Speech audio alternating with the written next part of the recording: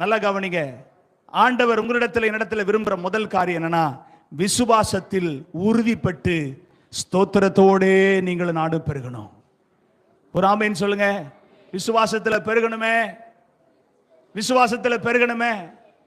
விசுவாசத்தில் பெருகக்கூடிய நான் உலகத்தை நம்ப கூடாது, உலகத்தில் இருக்கிற காரியங்களை நான் பற்றி கொள்ள கூடாது, உலகத்தை பிரியப்படுத்தி தான் நான் வாழ முடியும் நினைக்க கூடாது. கர்த்தர் எந்த நிலைமையிலையும் என்ன கர்த்தர் என்ன செய்வாரு?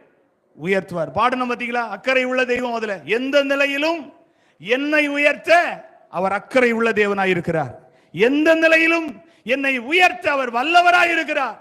அந்த வார்த்தை நம்முடைய வாழ்க்கையில் என்ன செய்யக்கூடாது? அழிந்து போகக்கூடாது, மறைந்து போகக்கூடாது. ஆண்டவர் என் கூட என்ன செய்யறாரு?